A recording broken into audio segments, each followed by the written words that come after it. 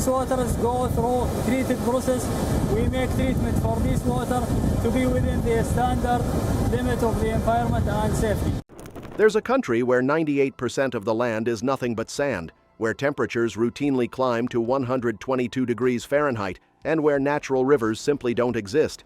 Yet somehow, 35 million people live there, consuming 5 billion gallons of water every single day. How is that even possible?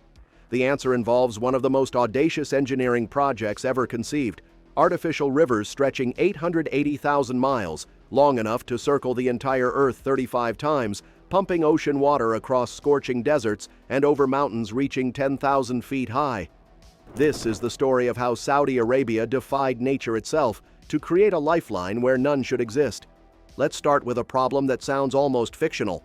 Saudi Arabia is one of only 18 countries on the planet without a single natural river. Zero. No rivers, no lakes, no permanent streams cutting through the landscape. The country sits on a high plateau that effectively blocks moisture from reaching inland. Rain clouds forming over the ocean hit this elevated terrain and dump their water before penetrating the interior. Combined with a climate so brutally dry that summer temperatures regularly exceed 120 degrees, you're looking at geography that seems fundamentally hostile to human habitation. The numbers paint an even grimmer picture. Each Saudi citizen has access to only 68 to 90 cubic meters of water annually, 5 times below the absolute scarcity threshold established by the United Nations. For context, the average American enjoys approximately 9,000 cubic meters per year. That's not a typo. The difference is almost incomprehensible. And while humans can survive up to 3 weeks without food, we can only last 2 to 7 days without water.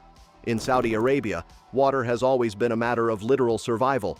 For decades, the solution involved drilling deep into the desert to tap ancient fossil aquifers, underground water reserves that accumulated over thousands of years. Starting in the 1980s, thousands of wells were drilled, extracting trillions of gallons. By 1992, water consumption peaked at 7.5 trillion gallons annually, enough to fill more than 27,000 Empire State Buildings. But this apparent abundance created a dangerous illusion of unlimited supply. The brutal reality is that fossil groundwater cannot be replenished, at least not on any human timescale. It's exactly like pumping oil from a depleting well.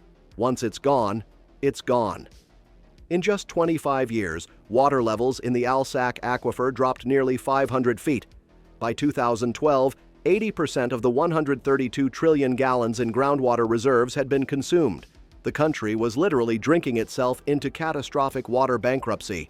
Facing this existential crisis, Saudi Arabia launched an aggressive conservation program. Consumption was slashed to 40 gallons per person per day, just 1/7 of what Americans use, which averages around 300 gallons daily. Cities installed smart meters that tracked every drop. Heavy fines were imposed for waste, leaky faucets, excessive lawn watering, any misuse of precious water resources. In agriculture, water-intensive wheat cultivation was replaced with drip irrigation systems and sophisticated moisture sensors that treated every drop like liquid gold. The results were dramatic. In 2015, agriculture alone consumed 6.5 trillion gallons. By 2020, nationwide consumption had dropped to 4 trillion gallons, a nearly 40% reduction in just 5 years. Yet despite these conservation efforts, each Saudi citizen still uses about 321 gallons per day, roughly equivalent to French consumption levels. Here's the fundamental problem conservation solved. It bought time, but it couldn't address the underlying reality of a growing population and expanding agricultural needs. Just as America couldn't solve its energy challenges purely through conservation without developing new sources, Saudi Arabia needed a massive, sustainable, and nearly limitless water supply.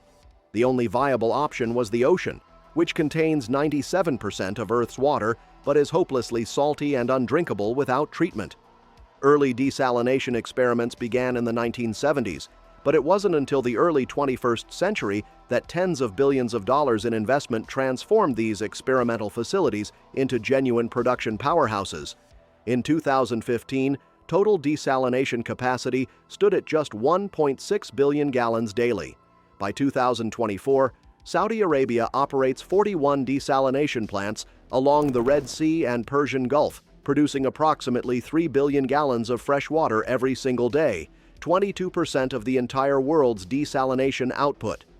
To put this in perspective, the entire United States desalination system combined produces less than 1/5 of Saudi Arabia's output, despite America having vastly longer coastlines.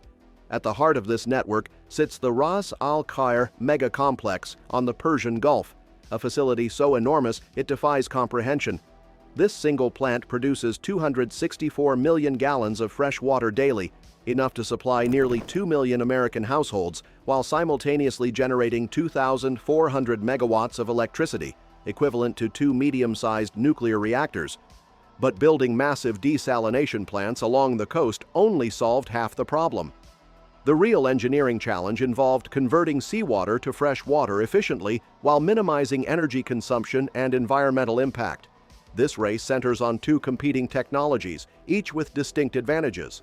First is multi-stage distillation, massive industrial plants using multi-stage flash and multi-effect distillation processes. The principle sounds straightforward: heat, evaporate, and condense. But the scale is absolutely mind-blowing. These facilities contain hundreds of sealed steel tanks as long as football fields where seawater is heated nearly to boiling, then passed through chambers with progressively decreasing pressure, causing it to flash evaporate at lower temperatures. The vapor condenses into pure fresh water. The major advantage of multi-stage systems is durability. These plants operate reliably for 20 to 25 years and can handle highly variable feedwater quality without developing scale buildup that would clog the system.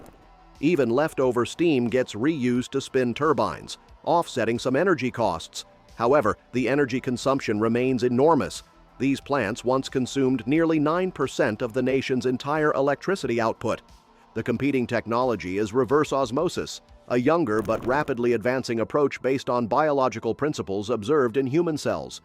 Reverse osmosis forces seawater through ultra-thin polymer membranes just a few millionths of an inch thick. The pores are so microscopically small that even viruses cannot pass through, filtering out up to 99% of salt and minerals to produce nearly perfectly pure water. The most impressive aspect is energy efficiency. Thanks to sophisticated pressure recovery devices, modern reverse osmosis plants use only about 2.8 kilowatt-hours for every 264 gallons produced, roughly the same power needed to light 10 LED bulbs for an hour. Compared to multi-stage distillation's voracious appetite for electricity, the difference is staggering. This enormous gap in energy costs drove Saudi Arabia to systematically convert its entire desalination infrastructure to reverse osmosis while simultaneously integrating renewable energy to reduce carbon emissions.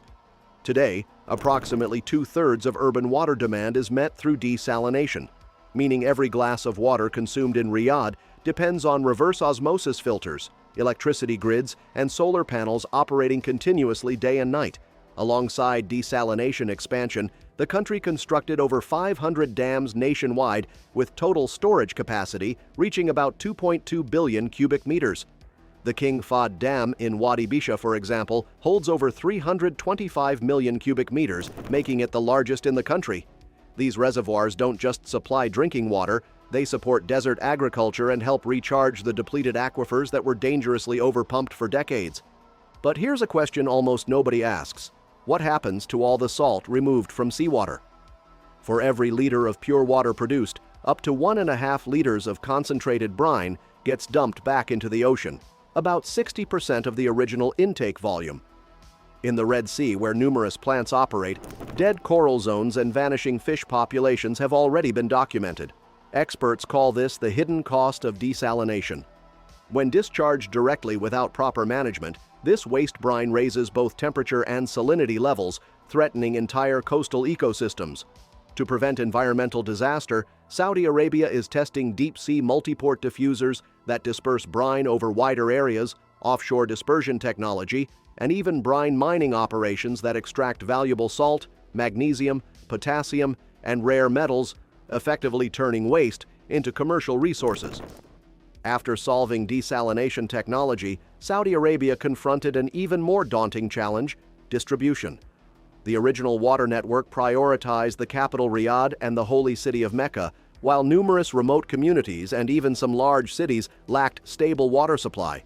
How do you transport billions of gallons of clean water across endless desert, up mountains nearly 10,000 feet high, and into every city and village? The pressure intensified as population exploded. Riyadh grew from 5.2 million people in 2010 to over 7.8 million by 2024, with projections hitting 9 million by 2035. The solution was enclosed pipelines rather than open canals, a strategic decision with multiple advantages. Pipes require less excavation, construction proceeds faster, evaporation under the scorching sun is eliminated, and contamination from blowing sand is prevented. The result is a gigantic artificial river system. The main pipeline network stretches 8,820 miles across desert plains and climbs to 9,186 feet elevation, twice the length of the Nile River. Including all distribution branches, the total system reaches 880,000 miles, genuinely long enough to wrap around Earth multiple times. Guinness World Records recognized it as the world's largest water pipeline network.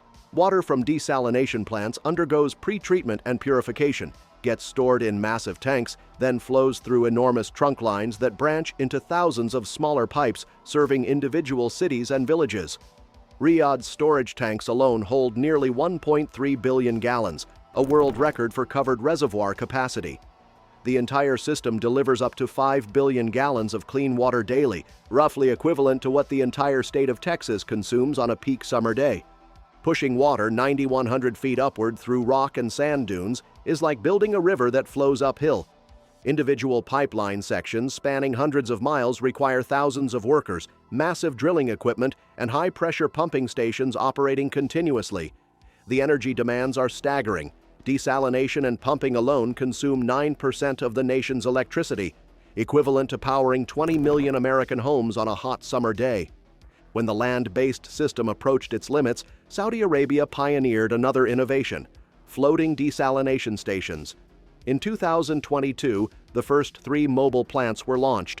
Giant barges anchored off the Red Sea coast, each producing up to 13.2 million gallons of fresh water daily, enough for approximately 150,000 American households. Unlike fixed concrete facilities requiring years to construct, these modular stations can relocate along the coast wherever demand spikes, providing remarkable operational flexibility. These floating platforms represent more than emergency capacity. They're designed to integrate renewable energy like solar and offshore wind, advancing Saudi Arabia toward its net zero goals while creating a mobile river along the coastline to supplement the massive land-based network. What Saudi Arabia has accomplished extends far beyond solving a national water crisis. This technology and infrastructure model could address water scarcity globally. Arid regions like Africa's Sahel, South America's Atacama Desert, or drought-stricken areas of California could potentially adapt this approach, converting seawater to fresh water and pumping it hundreds of miles inland. If coastal nations collaborate, floating desalination fleets and pipeline rivers might become a global rescue network, delivering clean water to hundreds of millions. The implications are staggering. We're witnessing the emergence of technology that could fundamentally alter which regions of Earth remain habitable as climate change intensifies water stress worldwide. Saudi Arabia has essentially proven that with sufficient engineering expertise, financial resources, and political will, even the most inhospitable environments can sustain large populations. That's it for today, folks. See you in the next video.